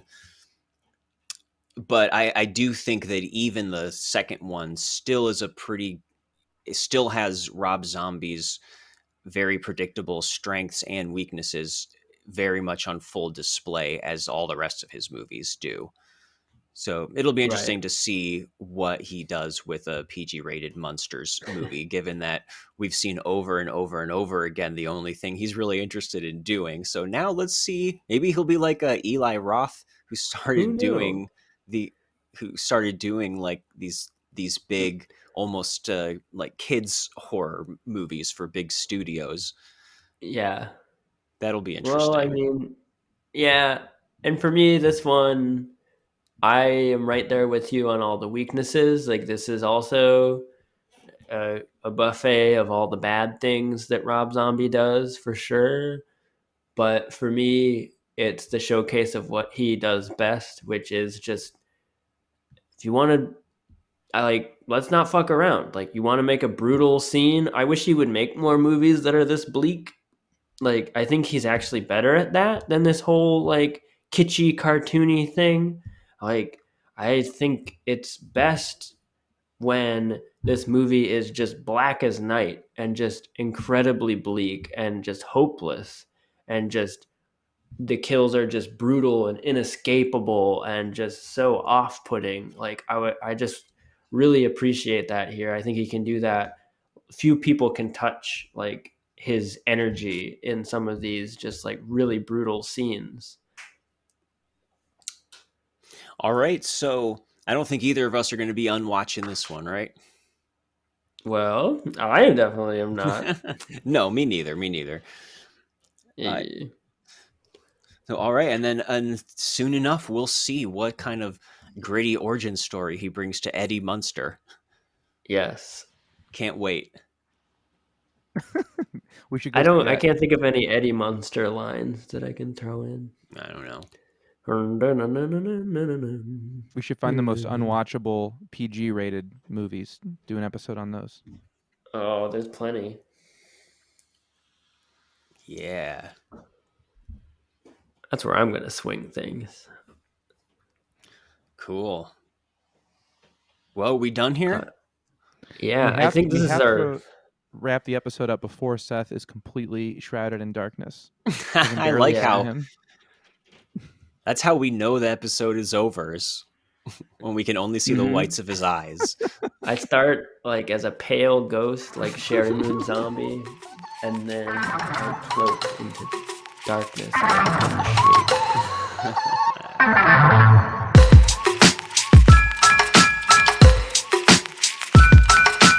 Unwatchables is produced by Tony Scarpitti. Hosted by me, Marc Dottavio, and Seth Troyer, with artwork by Micah Kraus. You can find Seth and I on Letterboxd under Marc Dottavio and Sloth Troyer. You can also check us out at unwatchablespod.com for links to our Twitter and Instagram, or support us on Patreon for bonus content and to have a say in what we watch. Thanks for listening.